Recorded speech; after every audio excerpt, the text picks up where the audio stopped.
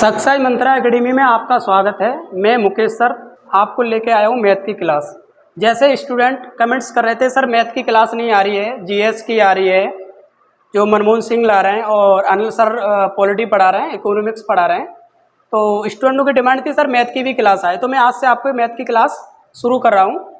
और जैसे कि आपको पता है अभी पेट का एग्ज़ाम नज़दीक है, तो इसी को लेके हम क्वेश्चन लेके आएंगे। तो सबसे पहले हम शुरुआत करते हैं नंबर सिस्टम से, क्योंकि नंबर सिस्टम हर एग्ज़ाम में इससे 2-4 क्वेश्चन मिलते ही मिलते हैं आपको। तो हम शुरू करते हैं नंबर सिस्टम। तो नंबर सिस्टम को कहते हैं हम संख्या पद्धति, संख्या पद्धति जिसको कहते हैं हम इंग्लिश में बोलते हैं नंबर सिस्टम। नंबर सिस्टम तो वैसे तो देखा जाए तो नंबर सिस्टम मेन तौर से इसके 4 प्रकार हैं। तो पहले इसकी हम नॉलेज दे दें आपको। पहला होता है दशमलव संख्या पद्धति, दशमलव संख्या पद्धति। और जो दूसरा है आपका जिसको कहते हैं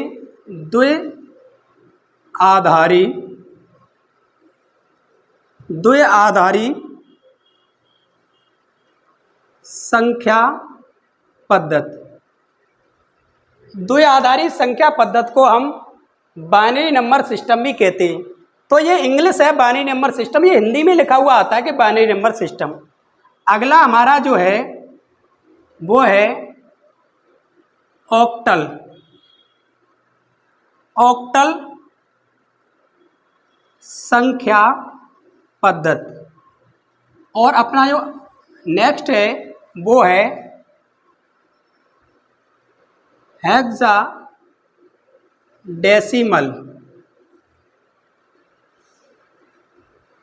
संख्या पद्धति। चलो इसकी इंग्लिश भी लिख दे रहे हैं, डेसिमल नंबर सिस्टम। इसको बोलते हैं हम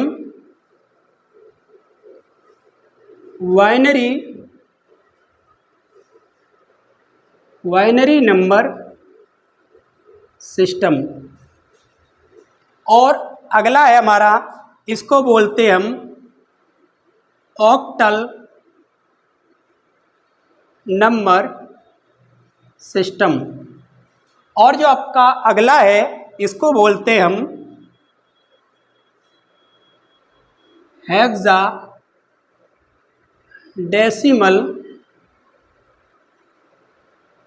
नंबर सिस्टम। तो हम इसकी थोड़ी बेसिक जानकारी दे दें, उसके बाद हम क्वेश्चन पर आएंगे। जैसे हम इसको दशमलव संख्या पद्धति क्यों कहते हैं, क्योंकि इसमें जो डिजिट इस्तेमाल होते हैं हमारे अंक, वो 10 अंक इस्तेमाल होते हैं इसमें। जैसे कि आपका 0 है और 1 से लेके 9 तक, इसमें 10 डिजिटों का इस्तेमाल किया जाता है, इसलिए हम इसको बोलते हैं दशमलव संख्या पद्धति। जैसे ये वाला सिस्टम है, इसमें 2 अंकों का प्रयोग किया जाता है, उनमें एक तो 0 है और एक 1 है। जैसे ये सिस्टम आपने देखा होगा, जो कंप्यूटर होता है तो कंप्यूटर कोई भी डाटा फीड करता है किसी नंबर का तो 0-1 की फॉर्म में करता है।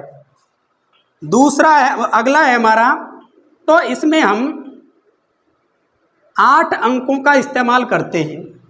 एक तो हमारा 0 है और 1 से लेके 7 तक के नंबर, 1 से लेके 7 तक के नंबर।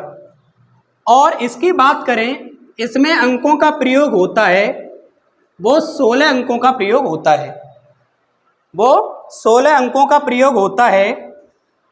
एक तो 0 है और 1 से लेके 9 तक के डिजिट तो आपके ये हो गए। फिर इसमें ए बी, सी, डी, ई और एफ। चलो मैं इसको इधर लिख दे रहा हूँ, शायद आपको डिस्प्ले पर नहीं शो हो रहा होगा। तो हम इसको दिखाते हैं 10 से, इसको 11 से, इसको 12 से, इसको 13 से, इसको 14 से और इसको 15 से शो करते हैं हम।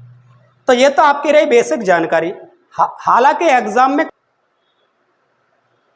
तो देखो, अगर एग्ज़ाम में देखा जाए कंपटीशन में, तो ऑक्टल और हेक्साडेसिमल से क्वेश्चन नहीं आते हैं, ये एकेडमिक में देखा जाता है। तो वैसे देखा जाए तो क्वेश्चन आपके बनते हैं दशमलव संख्या पद्धति से बाइनरी और बाइनरी से दशमलव, यही क्वेश्चन आते हैं हमारे। तो हम इसी के क्वेश्चन कराते हैं। अब बात आती है कि दशमलव संख्या पद्धति में हमारे कौन कौन से नंबर आते हैं, इसमें हमारे कौन कौन से नंबर आते हैं। तो इसके लिए हम सबसे पहले आपको जानकारी दे दें कि इसमें पहला आता हमारा प्राकृत संख्या। प्राकृत संख्या इसको कहते हैं हम नेचुरल नंबर्स, प्राकृतिक संख्या। तो प्राकृत संख्या क्या होती है?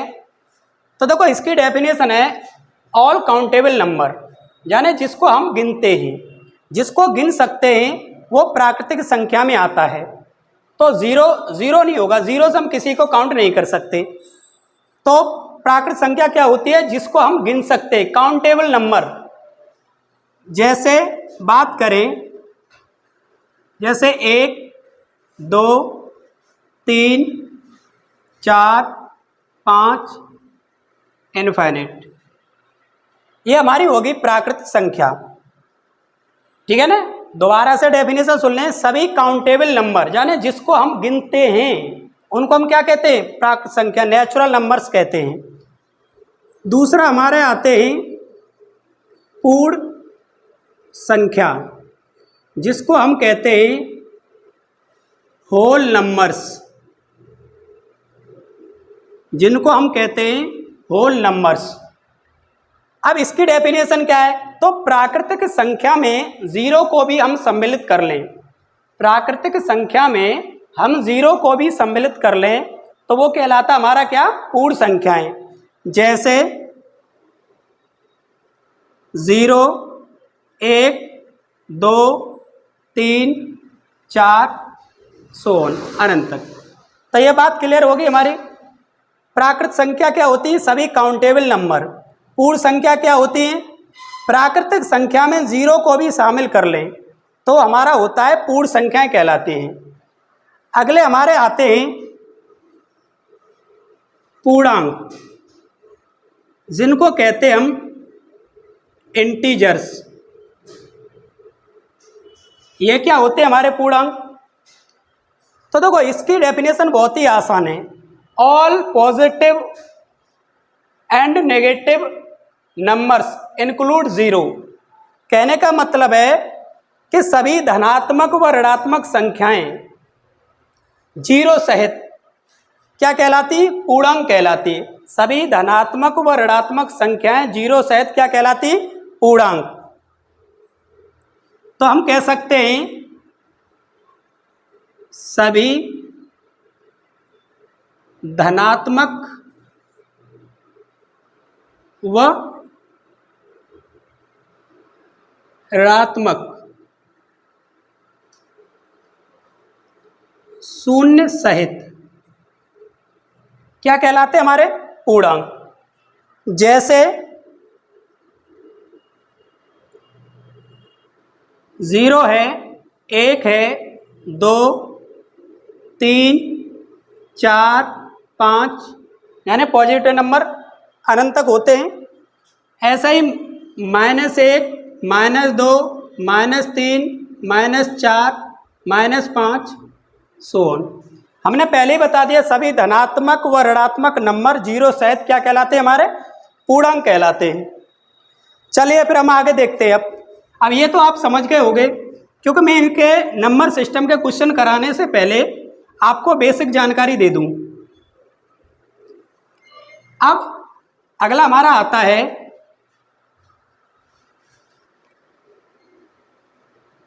सम संख्या, जिसको कहते हैं हम इवन नंबर, इसको कहते हैं हम इवन नंबर। तो देखो सम संख्या क्या होते हैं, दो से जो विभाजित हो जाती हैं उन्हें हम क्या कहते हैं, सम संख्या। अब बात आती है कि दो से विभाजित संख्याएं कौन कौन सी हैं। तो दो से विभाजित वही संख्या होती हैं जिनका इकाई अंक 0, 2, 4, 6, 8 हो। हाँ, कुछ स्टूडेंट कहते हैं सर 0 क्या सम संख्या है, तो हम आपको बता दें 0 न तो सम है न विषम है। 0 एक उदासीन पूर्णांक है, न्यूट्रल नंबर है। तो 0 को नहीं तो हम सम में काउंट करेंगे, नहीं 0 को विषम में काउंट करते हैं। तो अगर सम की बात करें तो इसके संख्या है 2, 4, 6, 8, 10, 12 आगे। अब दूसरा नंबर आता है विषम संख्या, जिनको इंग्लिश में कहते हैं हम ऑड नंबर्स, ऑड नंबर। तो बोलो सर विषम संख्या क्या होती है। आपको पता है जिसमें 2 से भाग जाए वो सम, और जिसमें 2 से भाग न जाए वो क्या होता हमारा, विषम होता है। जैसे 1, 3, 5, 7, 9 आगे। तो ये बात क्लियर हो गई। हम एक बात आपको फिर बता दें, 0 न तो सम है न विषम है। हाँ, कुछ बुकों में हमने देखा है स्टूडेंट कहते हैं सर बुक में 0 सम संख्या में दिया होता है। बेटा 0 न तो सम होता है न विषम, हालांकि 0 में सम जैसी प्रॉपर्टी पाई जाती है, तो कुछ बुक वालों ने लिख रखा है। चलो हम आगे चलते हैं। अब आगे हमारी संख्या आती है, वो है अभाज्य, अभाज्य संख्या, जिसको कहते हैं हम प्राइम नंबर्स। तो आप ये समझो,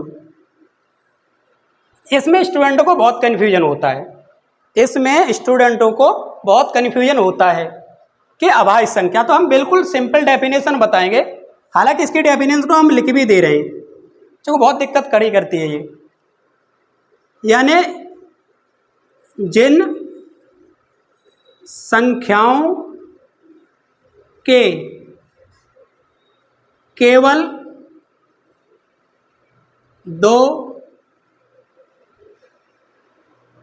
गुणनखंड हों, इनके केवल 2 गुणनखंड हों, वो होती हैं अभाज्य कहलाती हैं।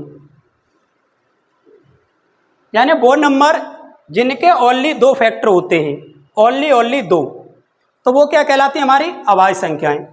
अगर हम बात करें एग्जाम्पल की, तो 2 कैसे, देखो 2 का अगर हम भाग दें तो 2 में या तो 1 से भाग जाएगा या 2 से जाएगा, और किसी संख्या से 2 में भाग नहीं जाएगा। तो हम ये कह सकते हैं कि सर 2 के ओनली 2 ही गुणनखंड हैं, तो ये 2 क्या कहलाएगा, हमारा अभाज्य संख्या। अगली हमारी 3 है, 5 है, 7 है, 11 है, 13 है। मगर एक बात ध्यान रखना, जो 2 है यह सम अभाज्य संख्या है। कहने का मतलब जितनी भी अभाज्य संख्या हैं वो सभी विषम हैं सिवाय 2 के।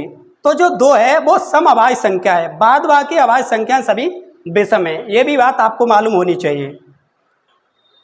हाँ, अगर हम काउंटिंग की बात करें तो आपको मालूम होनी चाहिए कि 1 से अगर हम 25 तक की बात करें, 1 से 25 तक की बात करें, तो इसमें जो अभाज्य नंबर होते हैं,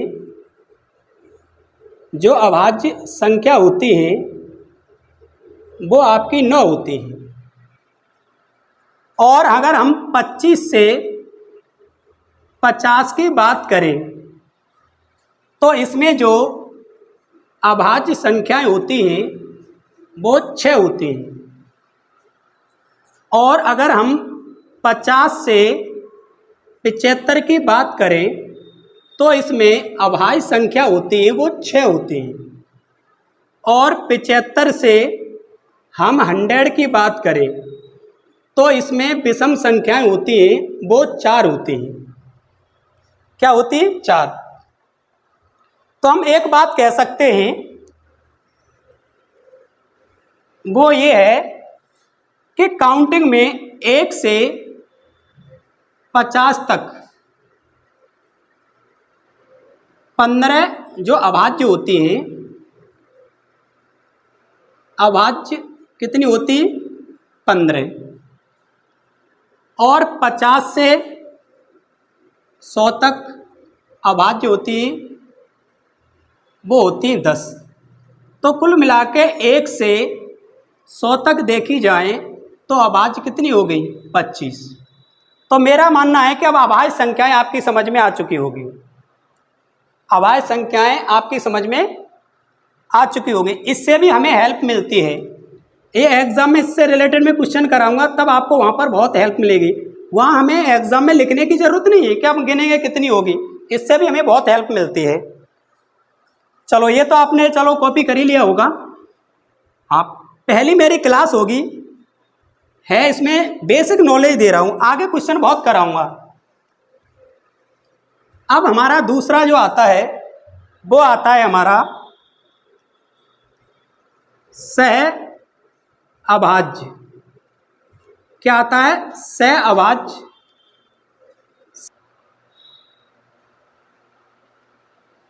इनको हम क्या कहते हैं? को प्राइम नंबर कहते हैं। को प्राइम नंबर्स, इनको कहते हैं हम को प्राइम नंबर्स। तो ये समझो। तो देखो, सह अभाज्य संख्या क्या होती है? सह अभाज्य संख्या उनको कहते हैं इनमें कोई कॉमन गुणनखंड न हो, या हम ये कह सकते हैं कि इनका HCF हाईएस्ट कॉमन फैक्टर, या हम इसको मासा कहते हैं, इनका मासा 1 होता है। तो हम सिंपल भाषा में कह सकते हैं जिन संख्याओं का मासा महत्तम समापवर्तक, और इंग्लिश में बोलते हैं HCF हाईएस्ट कॉमन फैक्टर, 1 हो।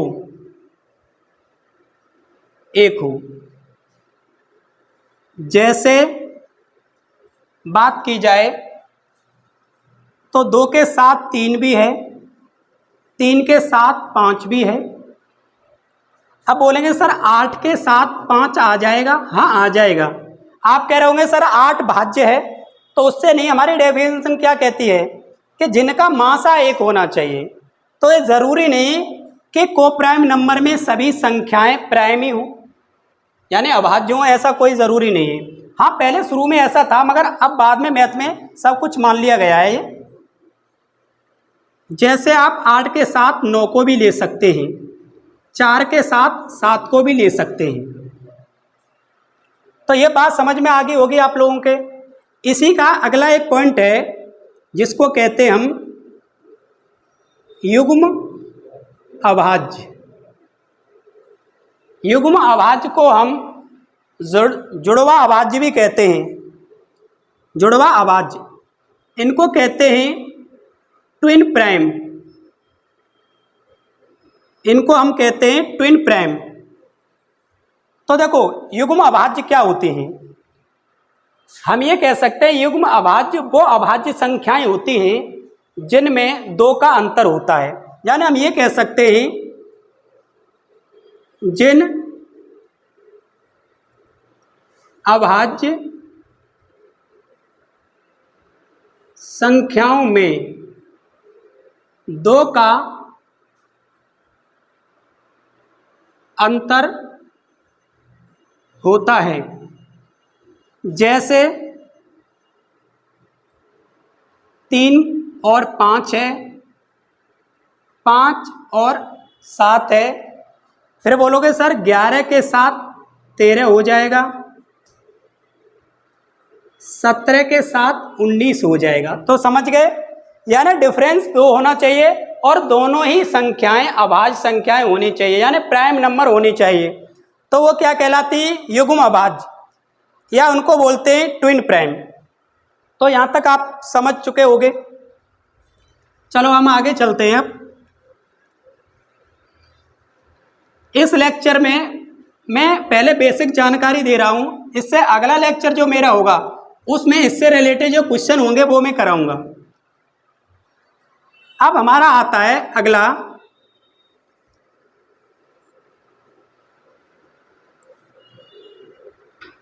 भाज्य संख्या, यानी भाज्य संख्याएं। इनको कहते हैं हम कंपोजिट नंबर, कंपोजिट नंबर। हालांकि इसको यौगिक संख्या भी कहते हैं हम, जैसे कि अभाज्य संख्या में हम उसको रूढ़ संख्या भी बोल देते हैं। रूढ़ संख्या इसलिए बोल देते हैं अभाज्य संख्या को क्योंकि उसके और फैक्टर हम नहीं कर सकते, इसलिए वो रूढ़ संख्या कहलाती है। ये यौगिक संख्या कहलाती है। अब बोलेंगे सर इसकी डेफिनेशन क्या होगी? तो इसकी डेफिनेशन ये होगी कि जैसे अभाज्य संख्या की क्या थी, जिनके ओनली 2 गुणनखंड हो, तो इसकी डेफिनेशन हो जाएगी जिसके 2 से अधिक गुणनखंड हो वो संख्या क्या कहलाती है? अभाज्य संख्या कहलाती है। कंपोजिट नंबर कहते हैं उसको। हम कह सकते हैं जिन संख्याओं के 2 से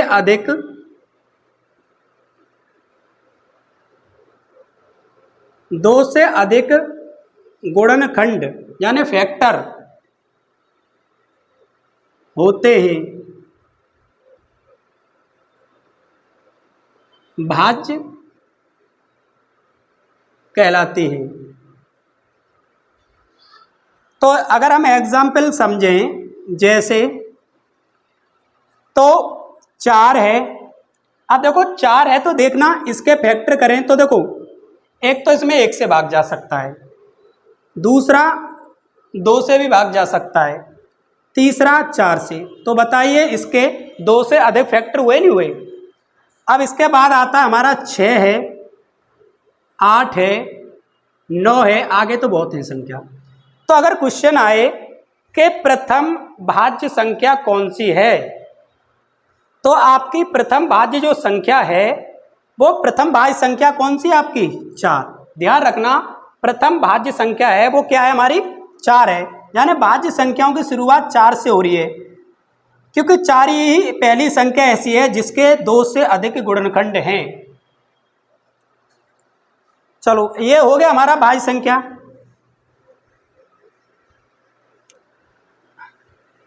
अब हमारा जो नेक्स्ट है वो है हमारी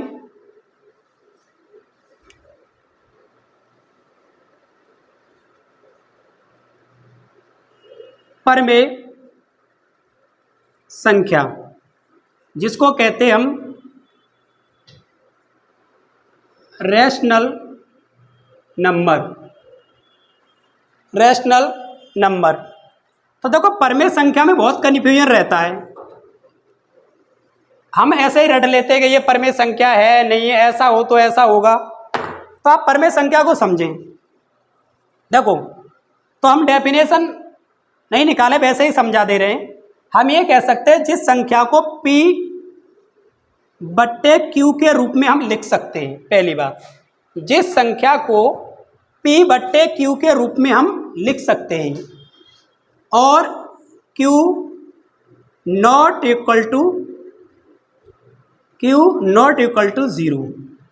Q क्या नहीं होना चाहिए?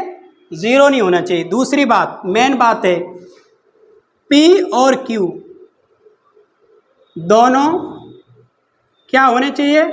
पूर्णांक। क्या होने चाहिए? पूर्णांक होने चाहिए। ये बात ध्यान रखना। P और Q क्या होने चाहिए? दोनों पूर्णांक होने चाहिए। और Q नॉट इक्वल टू 0, यानी Q 0 नहीं होना चाहिए। तो हम कह सकते हैं जिन संख्याओं को हम P बट्टे Q के रूप में लिख सकते हैं उनको क्या कहते हैं? हम परमेय संख्या कहते हैं। क्या कहते हैं? परमेय संख्या कहते हैं। ये बात समझ में आ गई आपकी। अब बात आती है, जैसे हम एग्जाम्पल की बात करें तो बोलोगे सर 2 है, हाँ इसको बट्टे में लिख सकते हैं। 3 है, बोलोगे सर 0 है क्या? हाँ 0 है। हमने पहले बता दिया P बट्टे Q दोनों पूर्णांक होने चाहिए और 0 को भी परमेय संख्या में हम ले सकते हैं। अब बोलोगे सर क्या नेगेटिव नंबर भी परमेय संख्या में आते हैं? हाँ नेगेटिव नंबर भी परमेय संख्या में आ जाते हैं। जैसे -1 है, -2 है, -5 ले लो, -6 ले लो, और भी नंबर हैं आपके। तो यह बात क्लियर हुई कि जिसको P बट्टे Q के रूप में हम लिख सकते हैं वो क्या कहलाती है? हमारी परमेय संख्या कहलाती है। अब इसमें भी कन्फ्यूजन बहुत रहे हैं स्टूडेंटों के। जैसे अगर मैं बोलूं आपसे, मैं चलो पूछूंगा अभी कि जैसे मैंने एक नंबर दे दिया आपको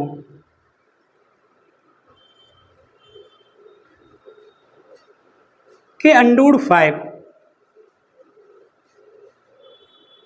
का स्क्वायर दे दिया। अब मैं बोलूं क्या ये परमेय संख्या है?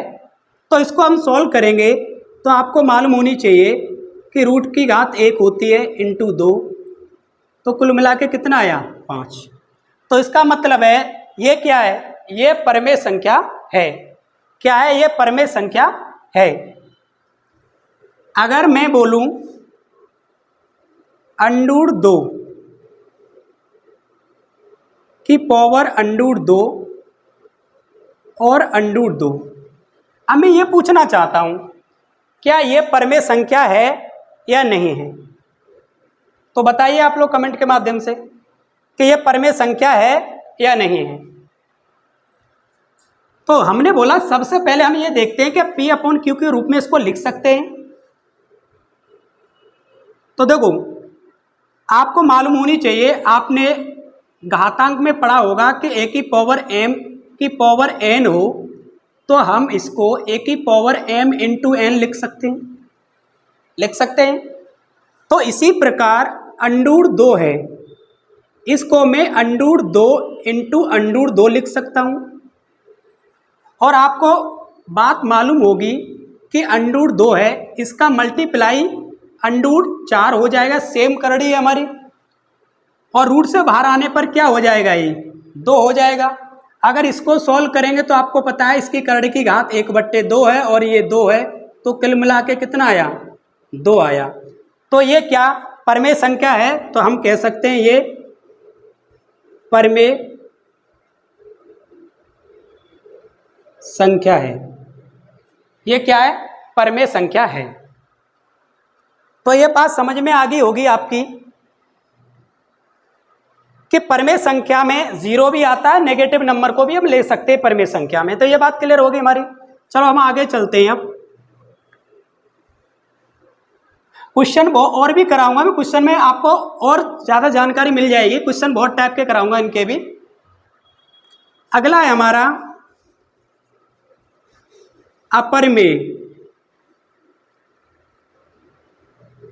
अपरमेय संख्याएं।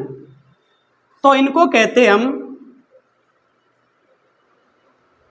Irrational numbers.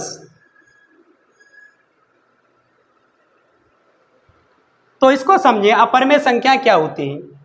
तो देखो इसका मतलब है जिनको हम P बट्टे Q के रूप में नहीं लिख सकते,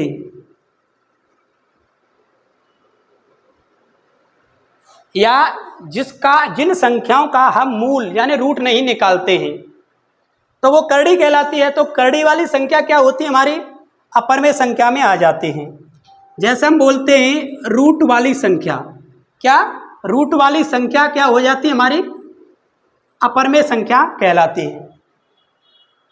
जैसे बात करें हम अंडूर 2 है, अंडूर 5 है, अंडूर 7 है। ये क्या है हमारी अपरमेय संख्याएं हैं। क्या है हमारी अपरमेय संख्याएं। बोलोगे सर इसमें जीरो नहीं आ सकता और ना ही कोई नेगेटिव नंबर आएगा, क्योंकि आपको पता है करड़ी में नेगेटिव नंबर आता है तो वो वास्तविक संख्या का रूप नहीं रहता, वो काल्पनिक संख्या हो जाती है हमारी। इसी वजह से इसमें माइनस नहीं आता है। अब आपने अगर कोई बोले सर 2 प्लस अंडूर 5 है, चले ये बताइए कि ये क्या अपरमेय संख्या है या परमेय संख्या है। तो आपको मालूम होना चाहिए, आपको मालूम होना चाहिए कि 2 प्लस अंडूर 5, इसमें हम इसको p/q के रूप में हम नहीं लिख सकते, चाहे भले इसके कंजुगेट का मल्टीप्लाई इसमें कंजुगेट से सॉल्व करें इसको, तो ये भी क्या होगी हमारी अपरमेय संख्या होगी। क्या होगी अपरमेय संख्या होगी। चलो हम आपको एक बात बता दें कि अगर कोई भी परमेय संख्या है, कोई भी परमेय संख्या है और उसमें हम किसी को जोड़ दें, घटा दें, भाग कर दें या गुणा कर दें, जाने मैथ में 4 ऑपरेशन होते हैं, जाने गणितीय संक्रियाएं बोलते हैं। अगर इसमें किसी अपरमेय संख्या के साथ जोड़ दें, भाग दे दें, घटा दें या गुणा कर दें, तो आपको मालूम होनी चाहिए वो रिजल्ट हमारा क्या आता है, अपरमेय ही आता है। जैसे आप समझेंगे, जैसा अभी मैं पूछ रहा था 2 प्लस अंडूर 5, तो आपको मालूम होनी चाहिए कि 2 परमेय है और ये अपरमेय है, मगर इसका कॉम्बिनेशन हमारा क्या कहलाएगा, अपरमेय ही कहलाएगा। जैसे अगर मैं बोल देता 3 अंडूर 5/2, अगर हम आपसे ये पूछे कि ये बताइए ये संख्या क्या है, तो आप बोलोगे सर ये संख्या अपरमेय संख्या है। अपरमेय संख्या है। क्या है अपरमेय संख्या है। तो ये बात क्लियर हो गई। अब बात ये होती है कि अभी भी कुछ स्टूडेंटों का कन्फ्यूजन रह गया होगा, जो हाई लेवल के हिसाब से देखें तो बोलते हैं सर ये बात पूरी तरह से नहीं बैठती है। तो हम आपको बता दें कि जैसे आपने सुना होगा जो पाई है वो पाई आपकी अपरमेय संख्या है। क्या है अपरमेय संख्या। मगर पाई का जो मान 22/7 है वो आपका क्या है परमेय संख्या है। क्या है आपका परमेय संख्या। ये बात क्लियर हो गई। अब बात आती है कि सर अगर कोई संख्या दे रखी है तो हम कैसे पता करेंगे ये संख्या परमेय है या अपरमेय है, और रूट वाली संख्या क्यों अपरमेय होती है। तो इसके लिए एक जानकारी समझें आप। एक छोटा सा एग्जाम्पल ले रहा हूं मैं। जैसे अगर मान लो कोई नंबर है, जैसे 10/3 है, अगर इसको हम सॉल्व करेंगे तो पहले तो 3 बार जाएगा, पॉइंट लगा लेंगे, फिर 3 3 ऐसा ही जाता रहेगा। अगर किसी का रिपीटेशन हो तो आप इसको क्या करते हैं बार लगा देते हैं। क्या लगा देते हैं बार, रिपीटेशन के लिए। अब बात यह होती है कि जिस संख्या को हम सोल्व कर रहे हैं इससे पुरानी संख्या में अगर वापस हो सकते मूल संख्या को प्राप्त हम कर सकते हैं तो वो संख्या हमारी परमेय संख्या कहलाती है। अगर जिस संख्या से हम मूल संख्या में वापस नहीं आ सकते तो वो हमारी अपरमेय संख्या कहलाती है। जैसे आप बोलोगे सर इससे वापस आ सकते हैं, हाँ। जैसे कि मैं अगले वीडियो में बता दूंगा जो बार वाले क्वेश्चन होते हैं उनको कैसे सॉल्व करते हैं। हालांकि यहाँ समझ लें, जैसे हमने 33 दशमलव से पहले संख्या उसको हटा दो, सॉरी माइनस कर दो। अब दशमलव के बाद देखना कितनी संख्या पर बार है, 1 है तो एक बार आप 9 लिख दो। अगर इसको सॉल्व करेंगे तो ये हुआ आपका 30/9 और 3 से 10 बार और 3 से 3 बार, तो कुल मिला के इसे मूल संख्या में हम ले आए वापिस। तो ये संख्या क्या कहलाएगी हमारी? परमेय संख्या कहलाएगी। और मूल संख्या में वापस नहीं ला सकते, वो हमारी कौन सी होगी? अपरमेय होगी। जैसे कुछ लोग पाई का मान अगर मैं 3.14 मानूं, पाई का मान 3.14 मानूं, तो बोलोगे क्या ये सर संख्या परमेय है या अपरमेय? तो ध्यान रखना 3.14 से हम इसको पाई के दोबारा मान में नहीं ला सकते, क्योंकि पाई का जो रियल मान है वो 22/7 होता है। ये लिखने पर कुछ वैल्यू छूट जाती है, तो इससे हम इसको नहीं ला सकते। इसलिए पाई को हम क्या कहते हैं? अपरमेय संख्या कहते हैं। क्या कहते हैं? अपरमेय संख्या कहते हैं। तो समझ जाना, जिससे हम डिवाइड कर रहे हैं, अगर कोई अंक या तो भाग देने पर एंड में जाके वो क्लोज हो जाए, यानी समाप्त हो जाए, उसमें भाग न जाए, पूरा सॉल्व हो जाए, वो भी हमारा परमेय है। या किसी भी डिजिट का रिपीटेशन होने लगे, और जिस डिजिट का रिपीटेशन होने लगता है उसे हम मूल अवस्था में ला सकते हैं, तो वो संख्या कौन सी कहलाती है? हमारी परमेय कहलाती है। और जिसको हम मूल अवस्था में नहीं ला सकते, जिस संख्या को, कहने का मतलब है दशमलव के बाद कोई भी कहीं तक भी चले जाओ, अगर कोई भी अंक रिपीट नहीं हो रहा है तो उस संख्या को हम मूल संख्या में नहीं ला सकते, इसीलिए वह संख्या हमारी अपरमेय संख्या कहलाती है।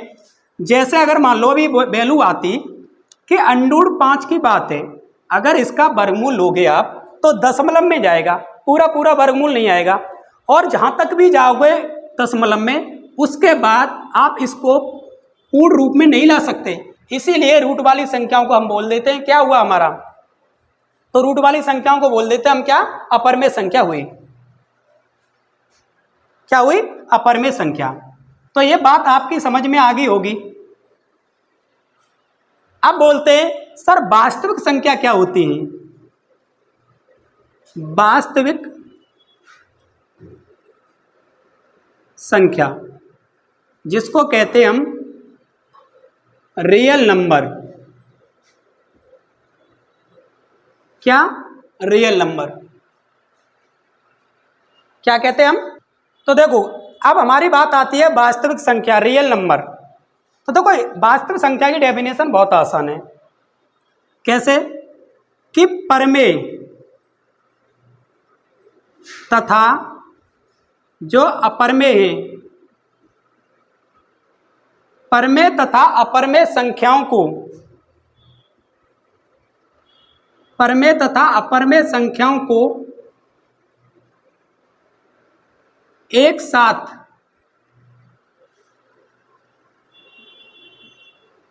लिखने या लाने में, लिखने पर वास्तविक संख्या कहलाती है।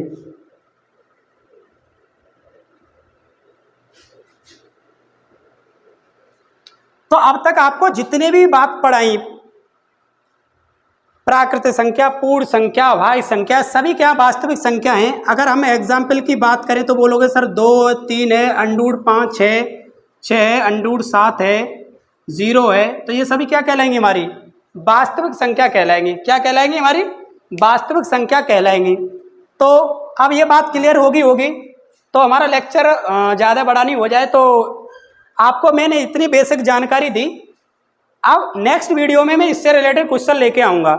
मैं आप लोग कमेंट के माध्यम से बताएं कि आपको मैथ समझ में आया नहीं आया। अगर कोई क्लियरिटी से रिलेटेड या साउंड से रिलेटेड कोई प्रॉब्लम है तो आप कमेंट के माध्यम से ज़रूर बता दें आपको, जिससे नेक्स्ट वीडियो में उस प्रॉब्लम को सॉल्व कर सकें हम। जय हिंद, जय भारत।